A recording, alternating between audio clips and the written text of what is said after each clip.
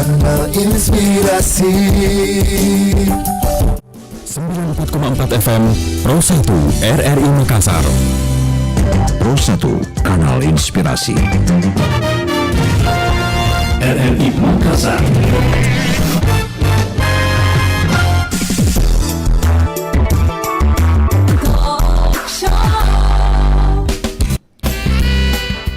Selamat siang, Lintas Makassar siang temani Anda di Pro 1 RRI Makassar. Dan di kesempatan siang hari ini di Lintas Makassar siang kami hadirkan penggarus utama gender mengenai perempuan dan budaya ya. Dan di edisi hari ini pendengar, tepatnya di hari Jumat 9 April 2021 kami sudah bersama narasumber Ibu Dr. Eri Iswari M. Hum, dosen Departemen Sastra Daerah FIB Unhas ya. Langsung saja kami menyapa beliau. Assalamualaikum Ibu Eri. Waalaikumsalam warahmatullahi wabarakatuh, Ibu Emi dan seluruh pemirsa Pro 1. Iya, RRI Makassar, Pro 1 RRI Makassar ya. Baik. Pro 1 RRI Makassar. Sebelumnya kami ucapkan terima kasih untuk kebersamaannya di siang hari ini Bu Eri. Dan ya saya panggil Bu Eri aja ya biar lebih akrab ini kita ya. Kita kan berbicara tentang perempuan dan budaya. Nah, kami ingin tahu dulu Bu, sejarah terlibatan perempuan dalam budaya itu sejak kapan sebenarnya Bu? Silakan. Ya, jadi saya kira kalau kita berbicara tentang kapan perempuan terlibat dalam aspek ataupun kancah budaya, pada saat dia lahir, sebelum lahir pun perempuan sudah bergelut dengan budaya, karena budaya itu lahir hampir ya, saya kira dia bersamaan dengan lahirnya manusia.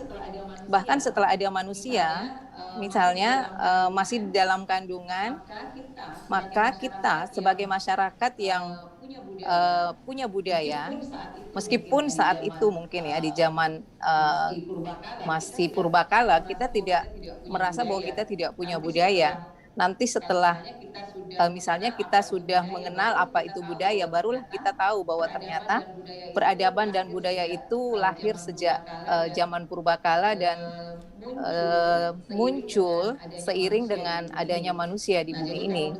Nah, jadi kalau bercerita tentang sejarah perempuan, kapan dia terlibat dalam budaya, di tradisi kita mulai dari kehamilan, ya 7 bulanan itu sudah terlibat dengan budaya. Jadi para orang tua sudah mengadakan upacara atau tradisi 7 bulanan. Setelah lahir ada akikah, setelah itu ada perkawinan, ada hitanan, ada perkawinan dan seterusnya berevolusi. Jadi saya kira kalau kita bercerita tentang perempuan kapan terlibat dalam aktivitas budaya atau dalam ranah budaya, saya kira bersamaan dengan kehidupannya, bahkan sebelum dia hidup masih di dalam rahim ibunya, perempuan pun sudah menganut tradisi yang diwarisi secara turun-temurun. Dan saya kira kita sebagai perempuan pada saat kita misalnya hamil, ada saja hal-hal yang tidak bisa dilakukan. Di situ ada pamali dan pamali pun berhubungan dengan budaya. Biasanya larangan-larangan bagi ibu hamil itu dikemas dalam bentuk pamali, karena biasanya kalau tidak dikemas dalam pamali, kadang-kadang para perempuan, para ibu-ibu itu lebih suka melanggar karena ada curiosity, ada semacam keinginan tahuan kenapa sih dilarang seperti itu. Dan akhirnya orang tua zaman dulu dengan sangat cerdasnya mengemas larangan-larangan itu dalam bentuk pamali ya, atau pantangan. Ada namanya pamali atau pantangan yang masuk dalam konteks budaya. Nah, kalau seperti itu, apakah kita bisa menggarisbawahi bahwa perempuan itu dibatasi oleh budaya, dalam hal ini adalah pantangan-pantangan itu, Bu, atau pamali yang ada? Jadi ada beberapa tradisi yang ataupun etika yang berlaku di dalam masyarakat, tetapi ini sangat subjektif ya. Ya, saya kira sama dengan konstruksi gender. Jadi kalau kita melihat konstruksi gender itu bahwa dia dikonstruksi secara sosial budaya, berbeda dari daerah satu ke daerah yang lainnya dan berbeda dari waktu ke waktu. Sehingga pamali juga tradisi yang misalnya mengizinkan perempuan menjadi pemimpin ataukah tidak bisa jadi pemimpin, itu pun menyangkut tradisi dan juga budaya dari masyarakat yang bersangkutan, seperti itu. Tapi kalau dilihat tokoh-tokoh sejak zaman dulu ya, misalnya kita lihat di daerah lain, di masyarakat Tengger misalnya, ada cerita tentang Damar Wulan yang latarnya juga Majapahit. Kemudian ratunya adalah perempuan yang bernama Dewi Suhita. Dia pun menolak karena dia ingin dijodohkan dengan seorang laki-laki sebagai istri ketiga, maka dia menolak lamaran laki-laki itu. Dan karena dia tidak ingin menolak secara langsung, karena ini adalah perintah ayahnya, maka dia pun meminta kepada ayahnya untuk mengadakan sayembara, bahwa siapa yang bisa siapa yang bisa memenangkan sayembara, maka dialah yang dia pilih untuk menjadi suami. Jadi cerita-cerita legenda itu banyak yang melibatkan perempuan. Di Bengkulu juga seperti itu. Ada putri cantik bernama Serindu, dan dia pun menolak lamaran suami karena menolak lamaran seorang laki-laki karena satu dan lain hal, dan mengadakan kompetisi untuk mencari suami.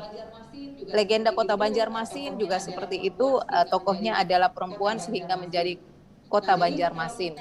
Nah, jadi kalau kita bercermin dan kita look back ke belakang tentang sejarah-sejarah perempuan, sebenarnya para perempuan itu sudah memegang peran penting dan juga sangat fenomenal di beberapa cerita rakyat ataupun legenda-legenda, termasuk raja pertama di Goa, Raja Tomanurung Bainea, itu adalah raja pertama perempuan, dan tidak pernah lagi ada raja perempuan di Goa, karena saat itu Tomanurung Bainea sebagai simbol pemersatu, di mana 9 kerajaan kecil di Goa selalu perang saudara yang dikenal dengan Bate Salapang atau Kasuyang Salapang, 9 kerajaan kecil, dan mitosnya diturunkanlah seorang perempuan sebagai simbol perdamaian, dan akhirnya rakyat Goa hidup dengan damai di bawah kepemimpinan Raja Tomanurung Bainea itu.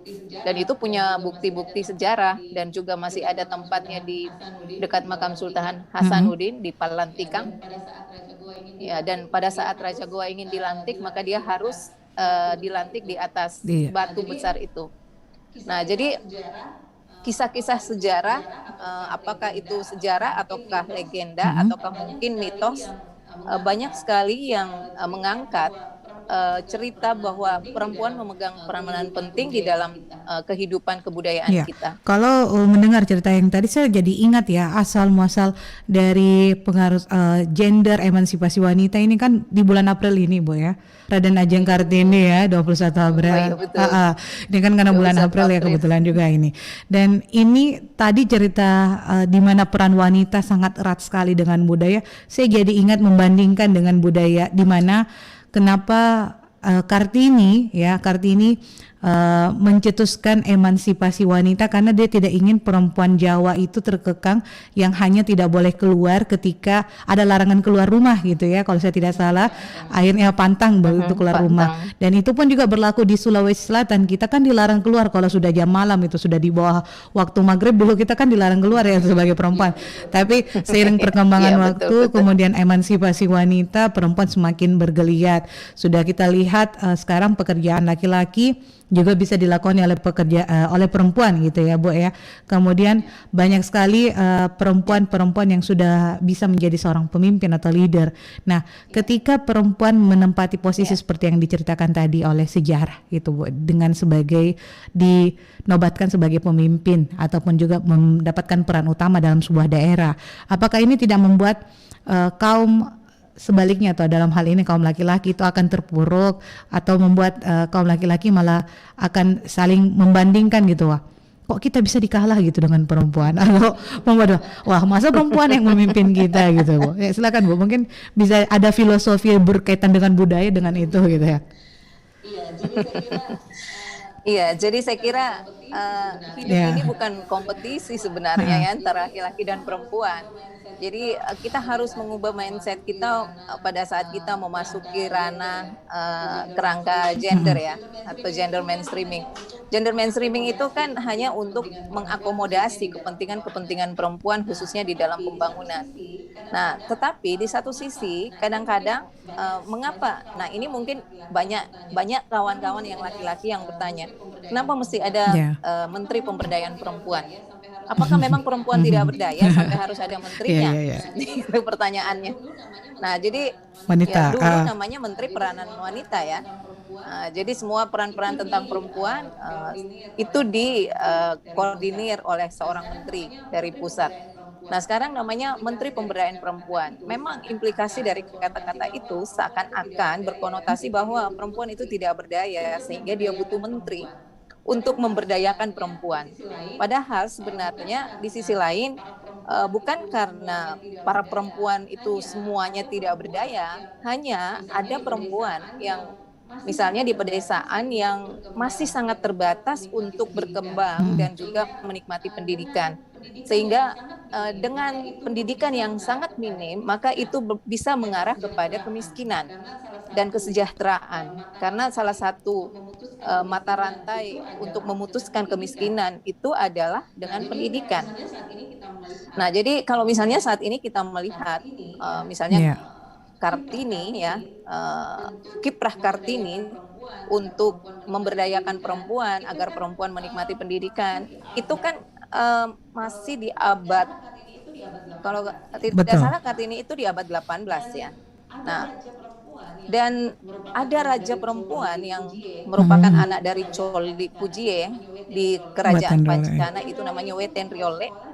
Wetenriole itu membuat sekolah di abad 16, jadi namanya folk school. Pada saat beliau jadi raja di kerajaan Pancana, Wetenriole itu membuat sekolah namanya folk school dan bisa diikuti oleh seluruh laki-laki dan perempuan yang yang mau ya, yang ingin belajar dan memang mewajibkan rakyatnya untuk masuk sekolah itu. Nah, kalau Kartini memang sekolahnya khusus perempuan. Jadi mungkin ini yang tidak terekspos di media. Yang diekspos adalah Kartini karena kebetulan Kartini hidup di Jawa, dia berteman dengan orang Belanda. Dan saat itu Belanda memegang peranan penting di dalam perjuangan dan juga kehidupan sosial politik budaya orang Indonesia saat itu ya. Sehingga raja-raja perempuan yang hebat di Sulawesi Selatan tidak terekspos. Kartini pun mau menjadi istri ketiga mungkin Bupati Rembang hanya untuk memperjuangkan, kalau tidak salah ketiga atau keempat ya, untuk memperjuangkan misinya memberdayakan dan mencerdaskan perempuan. Kalau Wetenriole justru dia turun gelanggang. Kalau Kartini kan sebatas konsep dan menulis surat kepada sahabatnya yang ada di Belanda, kemudian pada saat itu dia mau menjadi istri kesekian di poligami oleh suaminya hanya untuk bisa keluar rumah dan juga untuk membuat sekolah, untuk mendapat dukungan. Nah, kalau Wetenriole memegang kerajaan Pancana itu selama 55 tahun. Ini sangat fenomenal. Dan dia meskipun dia juga berteman dengan Belanda, tetapi suaminya tidak berteman dengan Belanda karena Wetenriole merasa bahwa dengan berteman Belanda itu berarti dia dapat melindungi rakyatnya. Dia punya alasan kenapa dia harus berteman dengan Belanda. Dan saat itu dia membuat sekolah folk school dengan mata pelajaran membaca dan berhitung untuk rakyat di Pancana saat itu. Nah, jadi kalau kita ingin membandingkan Kartini yang di Jawa dengan Kartini-Kartini kita di Sulawesi Selatan, raja-raja perempuan di Sulawesi Selatan itu sangat berdaya dan sangat mumpuni karena mereka adalah top leader.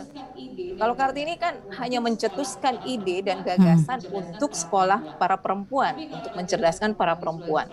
Tapi kalau raja-raja perempuan di Sulawesi Selatan, misalnya di Pancana itu ada 5. Ini mungkin saya di RRI Pro 4 22 April akan berbicara tentang jejak sejarah raja-raja perempuan di Sulawesi Selatan. Itu juga menyambut Hari Kartini.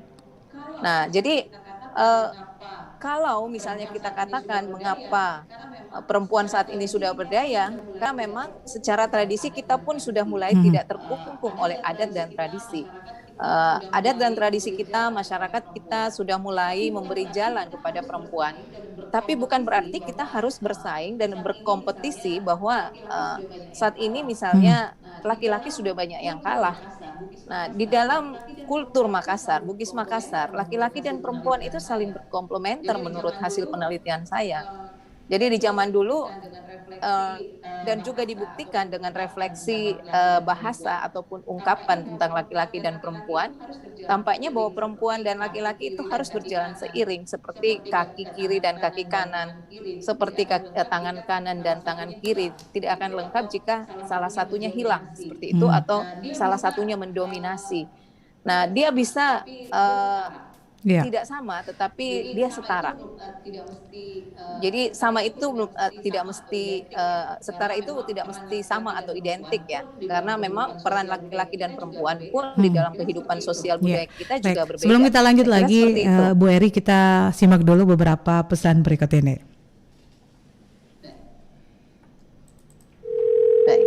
Halo Dit, aku kangen banget sama kamu. Ketemuan yuk. Sorry banget, aku ada meeting di kantor sampai malam. Oh gitu. Halo lah. Halo Dita, aku mau ngajakin kamu liburan bareng weekend ini. Bisa nggak? Kayaknya nggak bisa deh, aku tuh ada deadline laporan sampai minggu depan. Oh gitu ya.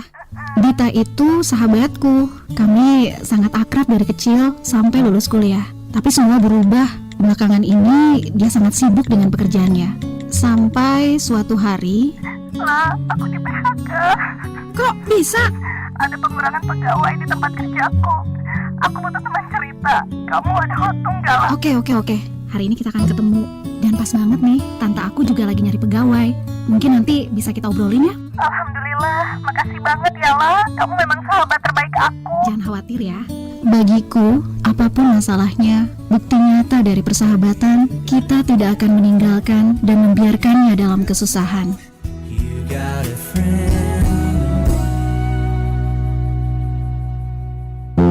Ramadan tahun ini insya Allah penuh keberkahan. Radio Republik Indonesia kembali menyelenggarakan Pekan Tilawatil Quran ke-51 1442 Hijriah dengan kategori Lomba Tilawah, Lomba Tausiah, dan Lomba Tahfiz Al-Quran. Seleksi tingkat daerah akan dilaksanakan serentak pada tanggal 1 Ramadan 1442 Hijriah. Pelaksanaan PTQ tingkat nasional dilaksanakan tanggal 2 sampai 5 Mei 2021 di Palembang, Sumatera Selatan. Persyaratan peserta berusia minimal 17 sampai dengan 30 tahun dibuktikan dengan identitas diri, mempunyai kemampuan mengerti dan memahami kitab suci Al-Quran serta kaidah Islam. Terbuka bagi masyarakat umum. Persyaratan lengkap dan pendaftaran melalui Google Form dapat diakses di ppid.rri.co.id dan rri.co.id mulai tanggal 15 Maret sampai dengan 10 April 2021. Pekan Tilawatil Quran ke-51. Spirit generasi muslim milenial menuju sumber daya manusia unggul Indonesia maju. Asik ya, happy kan kamu? Tapi kok aku ngerasa pusing ya? Itu biasa kali. Ini karena udah lama gak begaul nih kamu. Serius nih. Tapi ini bukan gejala COVID kan? Alah, udahlah. Orang-orang di sini pada sehat-sehat kan? Tuh, lihat. Halo, kamu di mana? Di rumah sakit. Di rumah sakit? Kenapa? Ternyata meskipun kita tuh kelihatannya sehat, tapi belum tentu bisa bebas dari COVID-19. Lah, kok bisa? Ya bisa lah. Tahu gak sih, sepulang hangout minggu lalu, aku tuh bawa virus ke rumah. Terus ibuku yang lagi kurang sehat, tiba-tiba langsung aja kena. Ya ampun. Ya, itu dia. Meskipun kita ngerasa sehat, bisa jadi kita sebagai carrier buat orang lain. Oh gitu ya. Aku kasih tahu ya, sekarang kita tuh mesti benar-benar harus jaga jarak, hidup bersih, dan menjaga kesehatan. Iya. Kamu jangan sampai kayak aku sama ibu aku ya.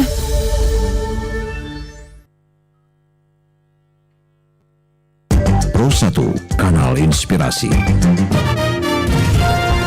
RRI Makassar.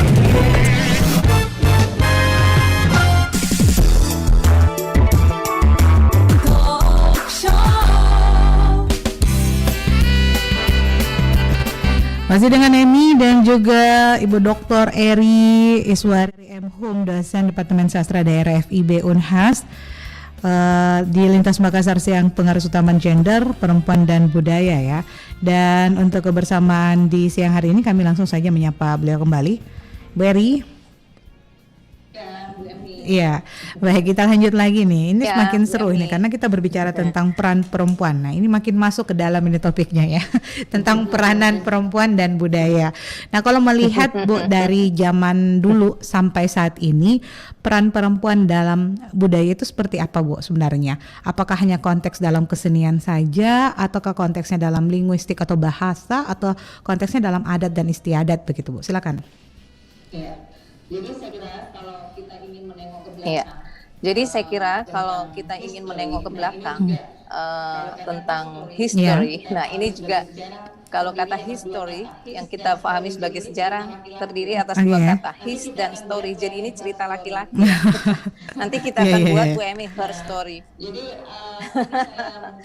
Nah, jadi ini saya mungkin bisa melegitimasi statement ini dengan mengutip pendapat Crawford, seorang peneliti di dalam bukunya History of Java pada tahun 1820.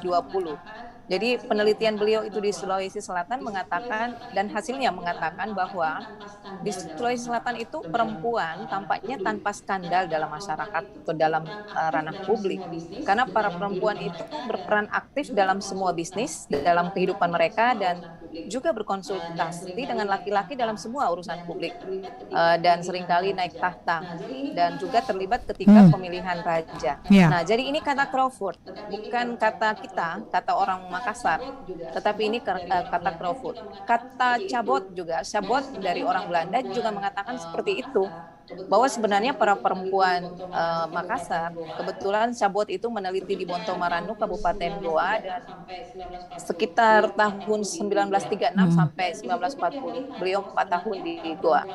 Dan di situ pun dia melihat bahwa sebenarnya para perempuan Makassar sejak zaman dulu memang ada pembagian ranah antara domestik dan publik, tetapi di saat-saat tertentu perempuan juga keluar rumah. Jadi misalnya dia harus menjual kue, jika suaminya pergi berpetualang ya, misalnya dia, kalau orang Bugis bilang mas sompe, beraventurir ya di luar, misalnya mungkin ke Malaysia atau kemana. Akhirnya mereka juga menenun, membuat sarung, memintal benang untuk tenunan dan seterusnya. Jadi sejak zaman dahulu memang dari segi keterampilan para perempuan itu sudah dibekali juga keterampilan-keterampilan tertentu, khususnya menenun. Karena tenunan itu adalah salah satu refleksi atau hasil keterampilan yang memperlihatkan bagaimana ketelatenan atau kreatifnya perempuan di dalam menenun. Jadi mulai memintal benang, memilih warna-warni dan juga corak, itu adalah salah satu indikasi kalau tenunannya bagus, mulus, itu berarti dia adalah perempuan yang sabar dan kreatif. Sebaliknya, kalau benangnya suka putus-putus, berarti perempuan tidak sabaran. Karena kita tahu benang untuk sarung itu, benang sutra itu sangat halus ya. Pada saat hati tidak bagus dan kesel gitu, ataukah mungkin tidak telaten, maka dia bisa putus dan hasilnya kurang bagus. Nah, itu salah satu indikasi ataupun contoh. Nah, jadi kalau misalnya kita lihat di zaman dahulu sudah banyak sekali hal-hal ataupun kiprah perempuan atau peran perempuan yang sudah diambil oleh para perempuan zaman dulu, sekalipun dia harus misalnya menjadi ibu di rumah, tetapi juga pada saat perang misalnya dia juga ikut membantu suami. Jadi para perempuan misalnya anaknya Sultan Hasanuddin, Fatimah dan Takontu, pada saat ayahnya berperang melawan Belanda di Banten, maka dia bersama para perempuan pasukan Bainea, namanya pasukan Bainea yang membawa senjata balira, itu juga ikut ke Banten untuk berperang. Nah, jadi itu salah satu contoh. Begitu juga dengan saudara Sultan Hasanuddin yang perempuan juga ikut keluar masuk hutan untuk membantu Sultan Hasanuddin melawan company. Nah, sampai anak Sultan Hasanuddin yang Ifatima Denta Kontu itu sampai ke Kalimantan, ke Lombok ya, ke NTT untuk mengajarkan bela diri kepada para perempuan agar para perempuan punya keterampilan untuk bela diri melawan company dan bela diri mereka juga untuk bagaimana caranya terampil masuk keluar hutan dan bersembunyi. Nah, jadi pada saat kita melihat sekarang, saya kira itu adalah salah satu salah satu bukti bahwa sebenarnya apa yang diwarisi, budaya yang diwarisi secara turun-temurun untuk memberdayakan perempuan, sebenarnya itu yang perlu disingkap karena selama ini sepertinya tradisi mengungkung para perempuan. Padahal kalau kita lihat sejarah, kita membaca naskah-naskah yang ada di Lontara, itu membuktikan bahwa sebenarnya perempuan sejak zaman dahulu itu sudah berdaya. Beda dengan perempuan di Jawa memang. Cerita-cerita tentang perempuan di Jawa memang mereka sangat tersubordinasi dan hampir tampaknya termarginalisasi. Tapi kalau di Sulawesi Selatan, perempuan itu sejak dahulu sebenarnya sudah punya peran, punya kiprah. Hanya saja dia tidak diekspos, ya. Jadi para perempuan hebat di Bone, ada 5 raja perempuan di Bone, kemudian kita lihat di Sopeng ada 4, dan di kerajaan lainnya yang ada di Sulawesi Selatan. Dan itu saya kira adalah bukti sejarah betapa hebatnya perempuan zaman dulu. Nah, sehingga kalau satu dekade ini perguruan tinggi negeri dan swasta dipimpin oleh para perempuan, misalnya Prof. Wia di Unhas, Ibu Majda di UIM, dulu Prof. Masrura di UMI, Kak Nini Lantara, Prof. Nini Lantara dulu di UFRI. Nah, itu semuanya para perempuan pemimpin perguruan tinggi di bidang pendidikan. Nah, jadi saya kira kita tidak bisa mengingkari sejarah. Mungkin di etnik lain memang perempuan tampak tersubordinasi, tetapi kalau kita, catatan sejarah kita membuktikan bahwa para perempuan itu sejak dahulu sudah punya peran penting. Jadi tanda kutip sudah berdaya sebenarnya. Hanya saja ada beberapa memang yang kalau yang yang diekspos adalah perempuan-perempuan yang mungkin tidak berpendidikan, yang sepertinya sangat termarginalkan dan seterusnya. Tapi mari kita mengungkap kembali, menyibak tirai bahwa zaman dahulu pun para perempuan kita sudah berdaya dan punya peran. Ini kayaknya perlu topik khusus ini membahas tentang histori perempuan ya. Perempuan Sulawesi Selatan yang memang kalau sejatinya kalau saya dengar tadi banyak sejarah yang menyebut perempuan sejak dulu sudah berperan ya Bu, berperan aktif baik itu dalam masalah berkaitan dengan kepemimpinan, kemudian juga yang langsung terjun ke perang, kemudian juga yang turun gelanggang. Iya. Betul, ini kelihatan benar ya, yang apalagi yang cerita histori dari perempuan di Sopeng dan juga di Bone itu yang saya tahu gitu ya Bu ya, itu memang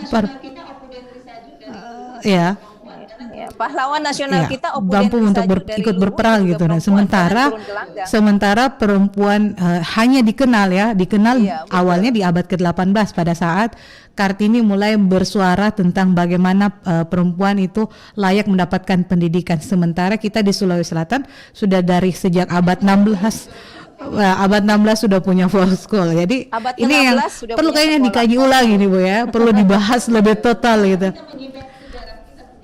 Betul, karena tidak banyak orang yang tahu tentang hal itu, perempuan bagaimana peranannya dalam budaya sendiri.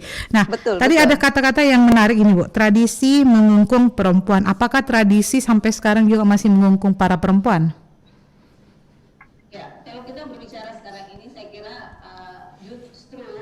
Kalau kita berbicara sekarang ini saya kira justru peran perempuan, kesempatan perempuan untuk berkiprah itu tidak ada lagi hambatan, yang penting mengikuti norma ya, tidak melanggar norma dan etika kita di Sulawesi Selatan. Jadi kita harus selalu menjaga siri napace. Jadi itu saja mungkin yang menjadi pagar kita di dalam berkiprah agar supaya tidak pakai siri-siri seperti itu, tidak membuat malu. Nah, karena tradisi kita sebenarnya dari dulu sudah tidak mengungkung perempuan di dalam berkiprah, tetapi tidak juga mengatakan bahwa perempuan itu harus bekerja. Nah, para perempuan zaman dulu sampai sekarang ini tetap menjaga tradisi. Pada saat ada ritual keagamaan, perkawinan, sunatan, akikah dan sebagainya, yang dimana adalah merupakan tradisi yang merupakan evolusi kehidupan manusia, maka para perempuan pasti memegang peranan penting di dalam pelaksanaan tradisi itu. Mulai dari menyiapkan makanan, menjalaninya, kemudian juga ikut serta di dalam pelaksanaan tradisi. Misalnya ya, kalau kita katakan perkawinan, maka pasti perempuan itu yang paling banyak berkiprah, mulai dari menyiapkan makanannya, semua pakaiannya, setelah itu seluruh prosesi. Nah, nanti setelah itu biasanya baru laki-laki duduk dan mengambil peran sesuai dengan tradisi yang berlaku. Jadi di situ sudah ada pemetaan peran dan fungsi biasanya di dalam tradisi. Sama juga dengan penelitian saya yang di Karampuang ya. Karampuang itu kan ada dusun adat namanya Di Mamuju ya Bu ya, Karampuang Mamuju ya. Jadi dahulu juga ini Sinjai ya. Oh adalah ya, oke. perempuan dan Sinjai Bu. Ya, jadi dulu perempuan Raja Karampuang itu yang pertama adalah perempuan dan membawahi 6 raja laki-laki. Saat ini pemimpin adatnya hanya 4, jadi 4 in 1, 4 tapi 1 lembaga adat dan hanya 1 perempuan, 3-nya laki-laki. Tetapi akses si Sandro ini yang harus diperankan ataupun harus diduduki posisinya oleh seorang perempuan, punya akses untuk seluruh prosesi tradisi yang ada dan dijalankan oleh ketiga pemimpin adat itu. Nah, jadi secara persentase dia cuma 25%, tetapi secara akses Sandro yang perempuan ini mempunyai peran yang sangat luas. Aksesnya setiap misalnya upacaranya tomatoa, gelak dan juga guru, maka Sandro pun punya akses untuk ikut terlibat di dalam kegiatan-kegiatan para pemimpin adat tersebut. Jadi tradisi tidak mengungkung, tetapi justru dia hanya memagari kita untuk melihat bahwa kita punya prinsip hidup ataupun falsafah hidup siri napace, utamanya siri. Dan juga ada sipakatau, sipakala diri, itu semuanya adalah ungkapan-ungkapan yang akan menjadi pagar di dalam berkiprah. Ya. Sebenarnya bukan mungkin hanya terakhir untuk ini Bu, perempuan, di sesi tapi juga terakhir untuk kita laki-laki. karena sebentar juga mau Jumatan ini kami mengadakan siaran langsung ini juga. Nah, terakhir mungkin Bu, Mau pertanyaan Jumatan, saya ini ya. cuma simpel aja. Kalau melihat perempuan zaman sekarang Bu, Ya. yang tidak mau diatur oleh adat dan istiadat, nggak mau diatur dengan budaya. Katanya kalau lagi ikut budaya itu jadul, Ibu ya. Saya mohon maaf ini Bu, saya harus mengatakan itu karena perempuan zaman now itu berpikir bahwa budaya itu konteksnya jadul atau tradisional. Iya. Nah, ketika kita bagaimana caranya agar Sulawesi Selatan ini masih melibatkan budaya di setiap mulai dari gestur, gerakan ataupun attitude, cara bicara dari para perempuan yang ada di zaman sekarang, Ibu. Karena melihat konteks bahwa kalau kita gunakan saja bahasa daerah di luar, Ibu, dibilang kita kampungan gitu ya.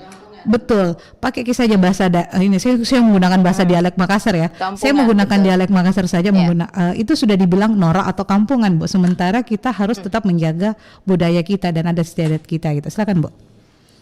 Ya, jadi saya kira inilah yang penting kita lakukan sekarang, mengubah mindset masyarakat. Ya, jadi saya kira inilah yang penting kita lakukan sekarang, mengubah mindset masyarakat Sulawesi Selatan tentang kata kampungan. Jadi orang Jawa, orang Sunda pada saat ketemu itu selalu menggunakan bahasa daerah dan mereka tidak pernah merasa bahwa kalau dia pakai Jawa, bahasa Sunda mereka kampungan. Orang Betawi juga pakai bahasa Betawinya dan kalau dia pakai bahasa Betawi, mereka tidak akan pernah punya mindset bahwa bahasanya kampungan. Yang sering terjadi adalah yang di Sulawesi Selatan, bahwa kalau kita berbahasa daerah, bahasa Makassar, bahasa Bugis, Toraja, itu terkesan kampungan. Sebenarnya mindset mereka yang harus diubah gitu. Ya, jadi harus diberikan pemahaman bahwa sebenarnya bahasa dan budaya lokal itu adalah identitas diri kita. Jadi dia seperti KTP. ya. Tanpa identitas maka kita kehilangan arah, kita kehilangan orang, kita tidak bisa diidentifikasi dari mana kita berasal. Mungkin kalau kita di dalam kampung sendiri di Sulawesi Selatan itu tidak terasa, tapi coba kita ke Jakarta dan kita mendengar orang berbahasa Makassar atau bahasa Bugis, langsung kita tersentak dan mengatakan, ih orang Makassar, ih orang Bugis. Nah itu rasa kesukuan kita kemudian muncul. Ya, dan pada saat dia berbahasa Makassar, saya kalau ke Jakarta rata-rata pakai bahasa Makassar. Di kampus pun saya pakai bahasa Makassar kalau sesama Makassar. Dan saya selalu mengatakan bahwa mindset para warga Makassar itu yang mesti diubah. Bahwa kalau berbahasa daerah bukan berarti kampungan. Emangnya siapa yang kotaan gitu? Kita ini kan Makassar juga dulu kampung. Siapa sih yang orang kota, siapa sih yang orang modern? Nah, sampai ada orang tua yang tidak lagi mau mengajarkan bahasa daerah tapi bahasa asing gitu ya. Dan kalau anaknya mampu berbahasa asing, mereka sangat bangga dan mengatakan mereka itu adalah anak milenial dan modern. Jadi saya kira perempuan-perempuan kekinian justru harus mengubah mindsetnya bahwa pada saat dia berbahasa daerah, memegang tradisi, masih menghormati budaya lokal kita, maka sebenarnya itu dia menjaga identitas diri dia masing-masing. Seperti itu. Saya dulu di Jerman sekolah dan setiap minggu weekend, pada saat itu saya short course 1 semester tentang perempuan dan 900 orang perempuan mahasiswanya dari seluruh dunia. Negara berkembang. Dan di situ saya harus mempresentasikan bagaimana budaya saya, harus menjelaskan bagaimana bahasa lokal yang ada di Sulawesi Selatan, seperti itu. Nah, jadi kita tidak merasa penting budaya dan bahasa lokal kita kalau kita hanya berada di dalam kampung kita. Justru kita sendiri yang menjudge dan melabeli bahasa dan budaya kita sebagai satu yang kampungan. Tetapi pada saat dia menikah, ya, barulah adat itu mau dimunculkan. Dikatakan dia adalah misalnya bangsawan Bugis, bangsawan Makassar, dan dia memperlihatkan adatnya karena keinginan untuk sebuah prestise. Setelah itu dia lupa lagi. Nah, saya kira itu yang perlu diubah. Mindset kita yang perlu diubah untuk tidak melabeli yang bahasa perlu dan dirubah budaya ya, kita sebagai mindset. kampungan Apakah atau perlu orang. ada sistem atau pendidikan khusus, Bu, bidang budaya di tengah masyarakat kita di Sulawesi Selatan saat ini? Apakah pemerintah harus mengeluarkan satu kurikulum misalnya khusus untuk di wilayah Sulawesi Selatan dalam berbahasa, atau ada hari khusus untuk berbahasa gitu? Kalau kan ini ada bulan budaya gitu kan, tanggal 1 April bulan budaya. Katanya ini hari kebudayaan gitu. Bahkan dulu di tahun 2018 disebut ini bulan 1 budaya. April. Ya, semua hari kegiatan kebudayaan ada di sini gitu ya. Tapi sekarang kan karena pandemi kita dilarang untuk berkumpul dan lain-lain sebagainya, Bu. Apakah pemerintah harus menggenjot hal ini, Bu, agar bisa dikenal budaya kita dan perempuan ini berperan aktif untuk meningkatkan dan mengangkat kebudayaan itu, Bu? Terakhir mungkin, Bu. Saya kira tidak perlu ada sekolah khusus, cukup diintegrasikan masuk ke kurikulum. Saya kira tidak perlu ada sekolah khusus, cukup diintegrasikan masuk ke kurikulum. Perda tentang pemberlakuan muatan lokal harus bahasa daerah setempat, itu penting. Karena hasil penelitian menunjukkan bahwa di Kota Makassar sendiri 240 lebih sekolah yang memberlakukan muatan lokal bahasa daerah itu hanya 19 kalau tidak salah menurut informasi dari kawan-kawan yang meneliti. Nah, perda ini yang harus ditegakkan. Bahasa lokal, muatan lokal harus berisi bahasa lokal dan budaya lokal. Jadi dia terintegrasi di kurikulum. Nah, jadi tidak mesti ada pendidikan formal khusus, tetapi terintegrasi di dalam kurikulum mulai dari SD agar supaya sejak SD, SMP, SMA anak-anak itu sudah punya pemahaman. Ada Pomeo mengatakan tidak cinta, tidak kenal maka tak cinta. Mereka tidak mengenal budayanya, sehingga dia tidak cinta. Tapi pada saat dia hanya mengenal K-pop, mengenal India dan seterusnya, makanya dia cinta budaya asing. Jadi tugas kita lah para orang tua, para pendidik, orang-orang yang terkait pemangku kebijakan untuk lebih tegas memberlakukan perda tentang pembelajaran muatan Baik, lokal sekali lagi itu terima harus kasih untuk berisi waktunya bahasa Ibu lokal Dr. dan juga Eri budaya sudah lokal. bersama dengan kami di Saya kira Lintas itu yang Makassar penting. Siang ya, Prosat RRI Makassar. Mohon maaf ini kita dibatasi oleh waktu walaupun tadi terlambat 15 menit juga ya karena masalah teknis ini. Tapi saya senang sekali sudah mendapatkan informasi Iya, yang betul. banyak dan luar biasa. Saya ingin meneliti kembali Bu, kami nanti akan angkat feature mungkin berkaitan tentang perempuan yang atau pahlawan, salah satu pahlawan yang Ibu tadi sebutkan ya di Sulawesi Selatan, dan mungkin Ibu sebagai narasumber kembali ya Bu ya. Boleh ya Bu Eri ya. Karena kami ya saya sangat tertarik sekali dengan hal ini dan ini sudah Iya, jarang gitu Bu insya Allah. untuk dikomunikasikan di lembaga penyiaran manapun gitu ya, dan hanya Sulawesi Selatan, hanya RRI Makassar mungkin yang berani untuk mengangkat ya budaya-budaya yang berkaitan tentang perempuan, dan mungkin saja masyarakat kita banyak yang tidak tahu siapa perempuan-perempuan yang aktif di bidang kepemimpinan kemudian langsung terjun ke masalah perang, itu tidak banyak yang tahu. Mereka hanya tahu Sultan Hasanuddin, mereka hanya tahu Haji Pajonga Dengale Bu, tapi nggak ada yang tahu tadi yang Ibu sebutkan tadi ya. Itu hanya yang ditahu, itu hanya sekedar itu saja Bu, yang lain itu mungkin hanya Karena sekedar yang lewat penting saja di aloan. buku gitu.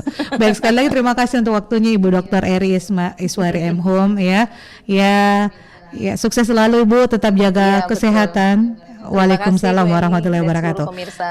Dan baik Terima saudara kasih. pendengar di mana Assalamualaikum saja berada, warahmatullahi demikian wabarakatuh. tadi pengaruh utama gender Terima di Lintas kasih. Makassar Siang, perempuan dan budaya. Ini masih kulit luar sebenarnya ya. Kita masih akan banyak lagi menggali bagaimana sebenarnya perempuan dan budaya itu dilibatkan. Tapi nanti sesinya berbeda lagi ya dengan teman-teman kami di informasi pengaruh utama gender. Selamat siang, selamat berkarya untuk Anda dan juga untuk para kaum Ada mungkin yang sudah bersiap-siap, sudah mandi, sudah pada ganteng, sudah menggunakan kopiah, bajunya untuk bersiap-siap menuju masjid. Dan selanjutnya juga nanti kami akan hadirkan silang sholat Jumat dan juga khutbah Jumat dari Masjid Raya Makassar.